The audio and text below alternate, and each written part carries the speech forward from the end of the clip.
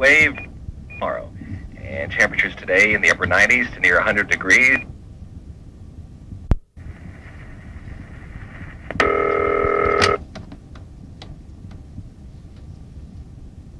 Hi, I'm supposed to do an interview with Joey Belladonna. I was supposed to call him there.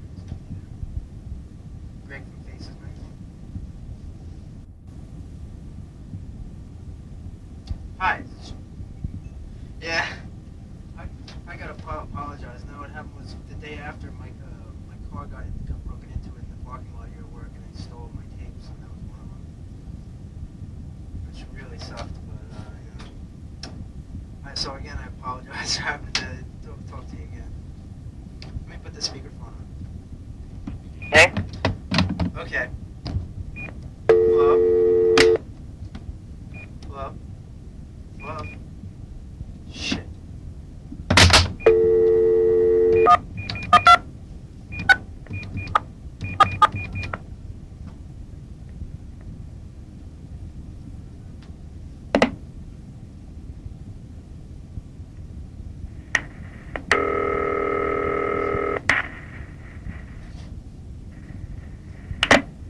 The thing got disconnected. Okay.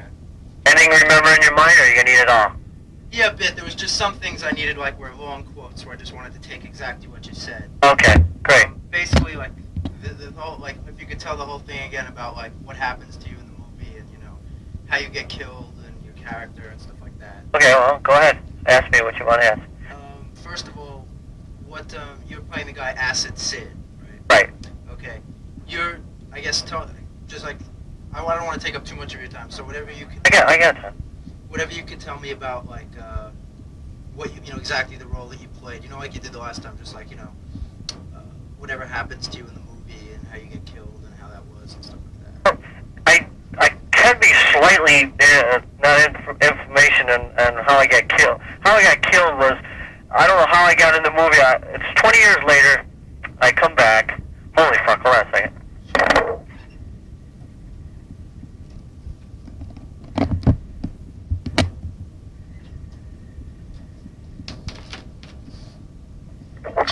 I've never seen a fly that big in my life.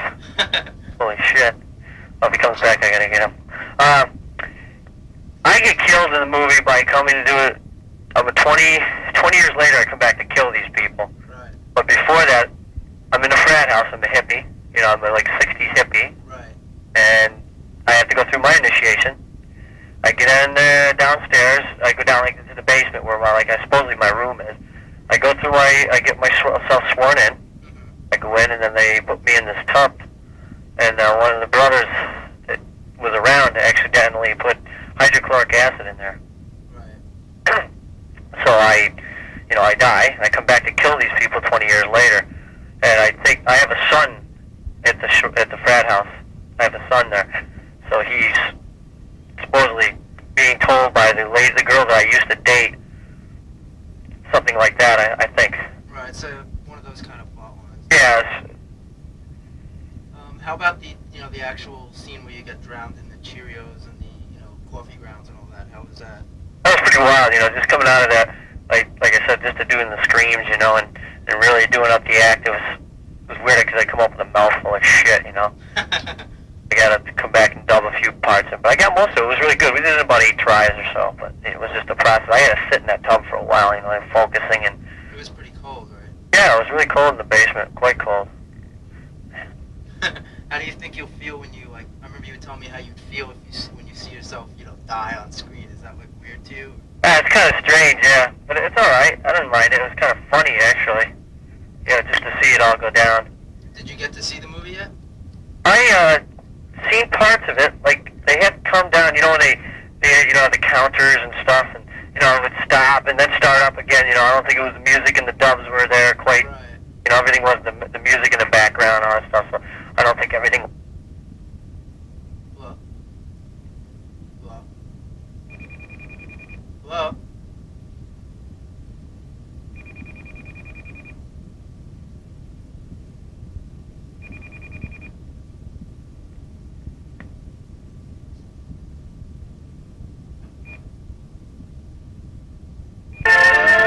Hello?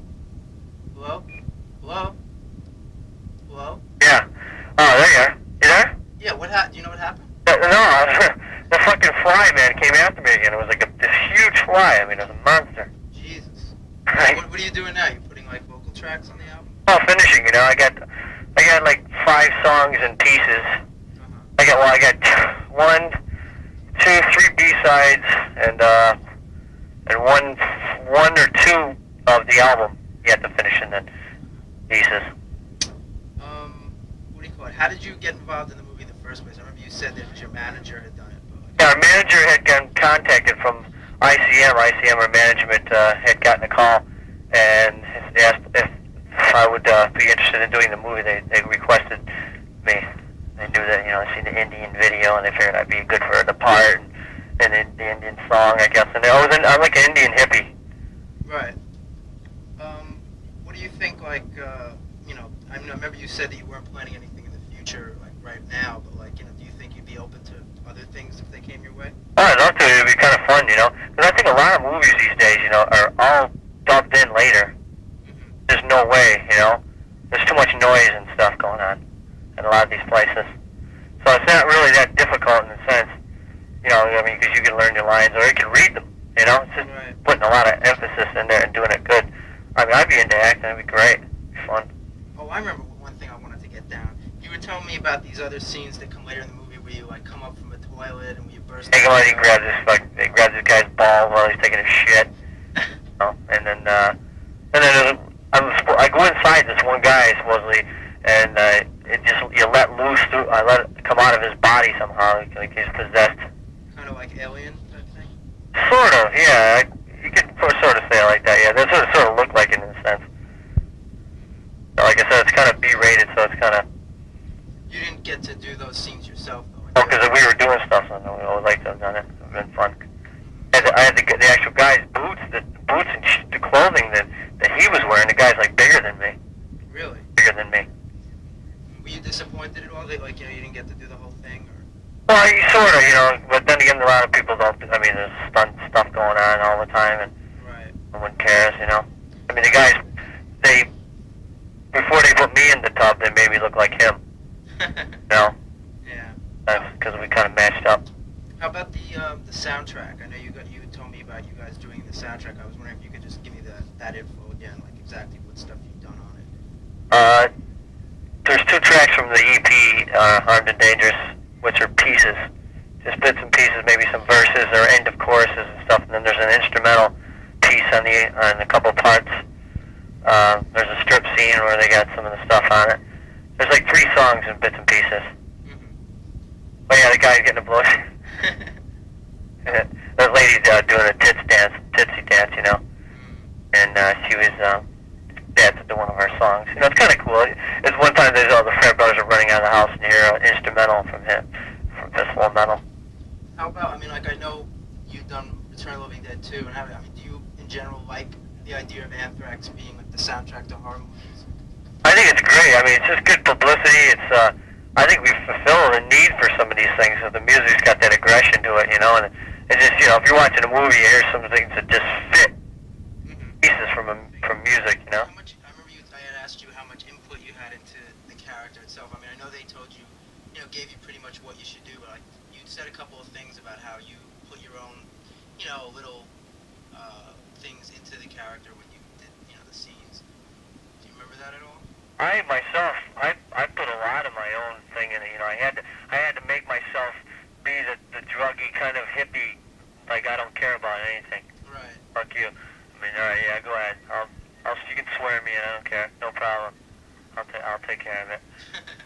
I mean, I can do whatever you guys do, and I did it, and then little did I know that they're gonna kill me. Was there anything else that you like, you know, added into the part that wasn't originally written in? Or? Not really, because all I was required to do is swear myself in, act stoned, sort of. I mean, even that was so quick. Yeah. You know, it's like I said the pledge, and I would swear to the protest. And you silence, you know. And next thing I turn around and bang, right in this water I go, and all of a sudden the fun starts, and it was real quick. It's quite quick. How did you? I remember. Oh, I know what you were telling me about. That was great. You were saying how you had to do the screams and stuff. Like, how was that? Oh, it's pretty wild. Then he went up in the Frat Brothers' house, his room, and then they set up a mic, and I let loose. That was even fun because it was like singing, you know. So that was good, you know. I mean, the screaming. I mean, yeah. I was like, "Fuck it, man! I gotta get this done because there ain't no way I'm coming back. Because I can't. I gotta go." And I was soaked. I mean, it was drenched, and I was free. I was actually shivering to death, man. I was shivering. Was it disgusting to get all that stuff? I go, man. Just one more time, couple more times, we'll be able to get this straight, you know. Because we got it. It's looking good, you know. All right. You know. Meanwhile, you're choking on coffee grounds, right? I spit it out, you know. And then plus they had to put over my eye. They kept putting those little liquids. So with those things that the makeup they put on, it made it blue. I had the thing around my eye, and I just rip it up, and then that starts foaming. So they keep putting stuff on there each time I come up. I see. And they set it up again. When I come up, it even looks worse, like I'm really bubbling away. Is there anything else? I don't want to take up too much of your time or anything. Is there anything else you can remember that I didn't ask you again that you want to put in? It was funny. The lady that was supposedly the lady, the mother. Her name was Schneider too, I guess. The mother.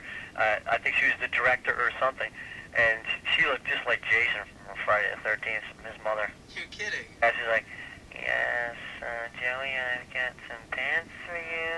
If these don't fit, we'll get you another pair." That must have been creepy. Look at me and Rick, you're like, wow, this is like, I mean, just with her around, it was weird. It's great, thank you. We'll see you. Bye.